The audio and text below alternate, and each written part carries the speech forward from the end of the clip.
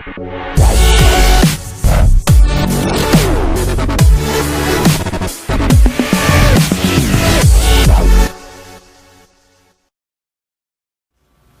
y'all, Ron Armstrong here, filmmaker, and today I have a review of Star Wars Rogue One, a Star Wars story. It's kind of a review plus, because I'm going to talk about some things in the Star Wars universe and give you a little background on some items that you may not be familiar with. But first, to cut to the chase, I did love this one. I think this one was great. It had a lot of action. It had what I feel was better developed characters, a better developed story, and the overall look of this film, Star Wars Rogue One, is just phenomenal. It reminds me of like Full Metal Jacket, a real war film. It's not the typical Star Wars look that we saw in The Force Awakens, because that one was a little more clean, a little more sparkly, had, you know, J.J. Abrams' feel all over it. This one really was a down and dirty war film against the Empire. And that I loved it about it and appreciated. And I think Garth Edwards, the director, did a wonderful job. And he seemed like a real Star Wars fan. And he seemed like he wanted to stay true to the canon and really get into what the Empire is about, what the Force is, which didn't have that much of it, but it still, I feel, stayed more true to the story of Star Wars than The Force Awakens. And I say that with a heavy heart because I mean, look, I didn't like The Force Awakens, all right? And I have like a few choice words for it. But I'm not going to go into all of that because, you know, JJ's a great director, but I just think what Disney did with The Force Awakens, you know, I took my baby Jennifer Lawrence to see it, and we you know, she didn't like it. We broke up over The Force Awakens. I'm not kidding you. That's the truth. Yeah, I mean, I didn't get any sweet loving that night. In fact, I went home so upset that I slapped my cat around, and I was just like, what the hell is this? This is not what I remember growing up, you know? But anyway, I digress. Let's talk about Rogue One, which, you know, the only thing I don't understand is why Disney seems to be hell-bent on the Death Star. We keep seeing these stories about the Death Star. I think I'm really over that now. It's like a relationship where you can't get rid of the girl. You break up, you know, you send letters, you put a restraining order, and the woman keeps coming back. What is it with this whole thing about the Death Star that we kind of have to keep going back over and over again?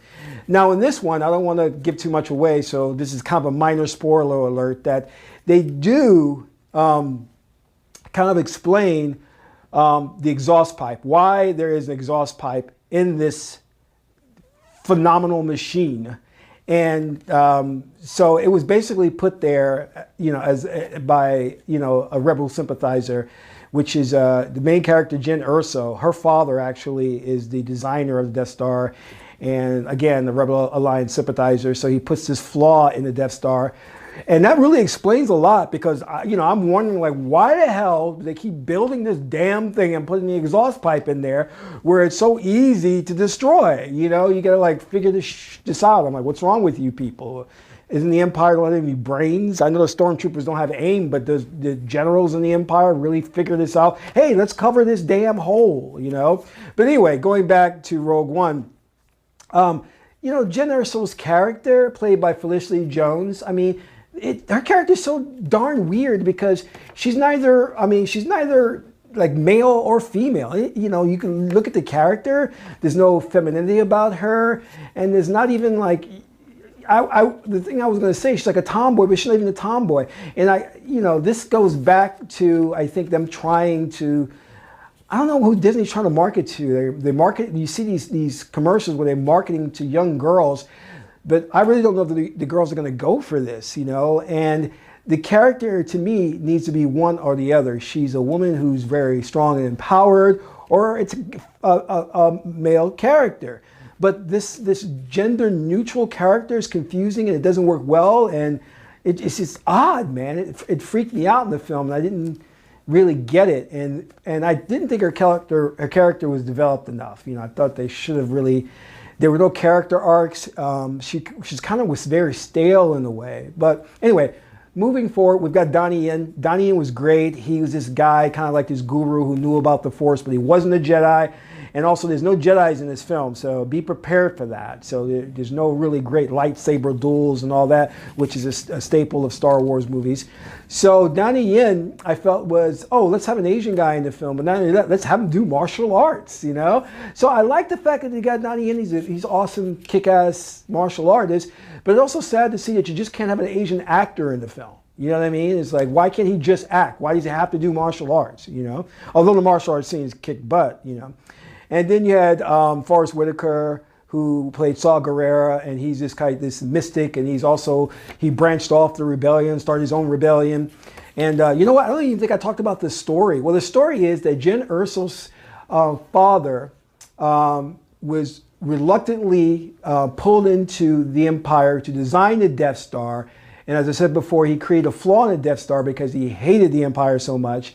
So, but he got word to Jyn Erso to go find the plans for which he put this hidden vulnerability in so that she can get it to the rebellion so they can exploit it and launch an attack and destroy the Death Star. That's the story. Again, we have to visit the Death Star. Don't know why, but hey. But you know what's really great about this film is that it's not exploiting the dark side versus light side thing, which to me is a grand symbol. And I hate to get like kind of racial on you, but a lot of that has the tone of, you know, coming against darker skinned people. We see this in Lord of the Rings. We see this a lot of things where it's this evil dark side or dark people or dark empire that we have to oppose, you know, and the good light rebellion, light side of the Force. So, you know, George Lucas is, in my opinion, the man is brilliant. You know, much kudos to this guy. And really, I think there are levels and levels upon levels that you can read into the original Star Wars. And a lot of it, to me, has the symbolism of the Illuminati and the Empire taking over a new world order. And just the iconography of the helmet that Darth Vader wears, to me, is like the symbol of the black penis. You know, again, I'm getting all deep and racial on you, but it's a lot of symbolism there. And the midichlorians, or we can call them melanin, that makes you like really receptive or force sensitive and things of that nature. But, you know, hey, this is just me. But, you know, if you study film symbology, you'll be able to read a lot into it. But as I'm saying is, though, a lot of times when we put those symbolism in films, it appeals to the subconscious mind. And this is why people are finding themselves liking the film much more. And it becomes just not... It just doesn't become popular. It becomes part of popular culture. The names, the titles, the characters become part of our zeitgeist in a way.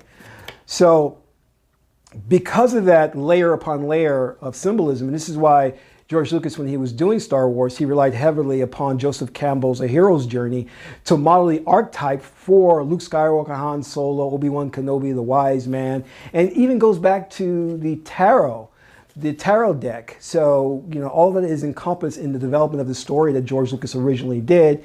And from there, it went off to do the sequels or the prequels and become really a worldwide phenomenon. But I based that again upon, you know, the symbolism that's in the film that appeals to the subconscious mind and what's going on in the collective unconsciousness of the people on the planet. But again, the film is really good. There's some really, I think the first act is very slow, but bear with it because the third and final act is a killer. It's awesome. It's a battle scene. And they have these nods to the original film, A New Hope, which I loved. I thought that was great. You saw a lot of some of the characters from A New Hope. The battle scenes were very reminiscent of A New Hope. So to me, it worked. But again, I just wish they wouldn't rely on the whole idea of going back. Let's move forward and see like what happens if we don't use old material and come up with new stuff for Star Wars. You know what I mean? And you know, there are nice forums online that you can get into where you have these nerds or everyday guys like me, I guess, who are having these discourse about the Star Wars universe, and it's great. And while I'm on that subject, I just want to bring up something that I saw, which was awesome. This is a fan-made film called TK-436, A Stormtrooper Story, and it's directed by Sam Tuba and Segoa Edwards. I hope I didn't butcher their name, they'll sue me. Edwards. These two rocked it. This fan film, TK-436, A Star Wars Story, is like awesome. Go on YouTube, find this and watch it. You're going to love it. I watch it and I'm jealous as a filmmaker of how these guys just produced some cinematic excellence. I mean, the pacing, the emotions that it pulled out of me. You don't even think of it as a science fiction or Star Wars story. It's more of a human story. It's more of a love story. This is an awesome fan film. And there are many fan films. You'll find there's a solo fan film. So check those out. Speaking of that, they're coming out with a Han Solo movie, and they're talking about doing a Lando Calrissian film, which I would love to see and find out how he and Han gambled and how Lando won the Millennium Falcon. Not Lando, I'm sorry, Han Solo won the Millennium Falcon from Lando Calrissian. So I think that's an interesting little thing there that we'd like to see on screen. But just so you know, Star Wars Rogue One earned over the weekend $155 million, which is a good opening weekend, but not as good as that garbage. I'm sorry. That film, The Force Awakens, which took in about $247 million in its first opening weekend. And let me tell you something, Disney, kudos to Disney, man. They marketed the hell out of The Force Awakens, man. I was watching TVs, I was seeing tie-ins to like all kinds of products, like soups, boots, shirts, everything was Star Wars before The Force Awakens came out. I was just like, is there anything that this film is not associated with? You know, I was walking into the bathroom and wiping my booty, and there was a Star Wars toilet paper. I'm like, I'm just kidding. But I just say, it's just crazy how Disney, they're just masters of marketing, you know? They're just awesome. But, you know, like I said, I didn't like The Force Awakens. I hope it can mend my relationship with my baby Jennifer, but who knows where that's going to go, you know? You know, JJ, he's responsible for me not having future kids with her. So whatever, you know, it is what it is. But, you know, let me see my notes, anything I'm missing out to tell you guys. It's really, oh, there's some surprises toward the end of the film. Check that out, man. There's a great appearance by Princess Leia, Carrie Fisher, young Carrie Fisher, but it's CGI. They did a really good job. But the badass thing that they did through recreating General Tarkin. I love General Tarkin because in A New Hope, he was ordering Vader around, and that was kind of cool, you know? So you're going to see Tarkin in this film, you know, recreated through CGI because the actor is dead. And they did like the most awesome job. But now, save the best for last. The last scene with Vader. Vader is not throughout the film that much. You're going to see very little of him. And as you know, Vader is voiced by James Earl Jones, who I met some years ago, and it was an absolute pleasure meeting him. He's one of the best actors of our time, and next to me. But anyway, so the ending scene with Vader is kick-ass. You're going to love it. It's going to be worth the money. And I saw this in like IMAX 3D. Sitting next to three hot girls who were trying to get my attention, but I wasn't interested because I was just focused on Vader kicking butt, man. I hope that's not giving away too much, but you're gonna love it. It just proves why Vader is one of the best villains ever created, you know?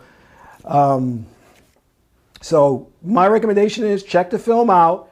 You're gonna love it, but it's hard not to like it after The Force Awakens. You know, if you're a real Star Wars fan, you will not like a Force Awakens.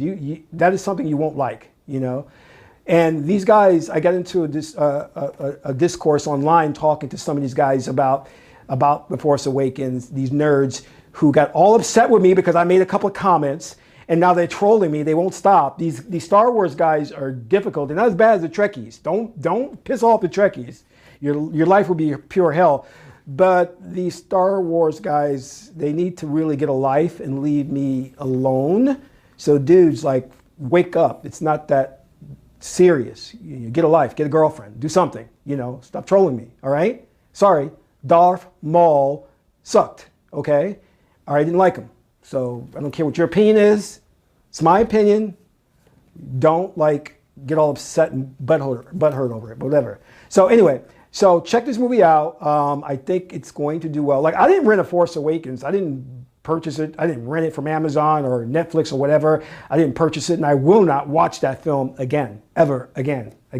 I can't take Mary Sue or Rey and the casting of, I mean, what is this guy? Stormtrooper and a garbage man? Look, let me put it to you this way. There's a Stormtrooper in Rogue One who knows all about the Empire, all right? He's not a Stormtrooper, wait, he's a pilot, that's what he is. He's a pilot, and he knows everything about the Empire. He can give you all this cool information. I'm not gonna give it away, but come on, Finn in The Force Awakens, a Stormtrooper, yet garbage man, who doesn't know crap about the Empire, and yet Mary Sue Rey can fix the Millennium Falcon, fly the Millennium Falcon, use a lightsaber, use the Force, without any training. All right, I'm going off again, but hey, you know, anyway, check out Rogue One, A Star Wars Story. I think it's awesome. You'll enjoy it. And this is Ron Armstrong, filmmaker. That's all for now.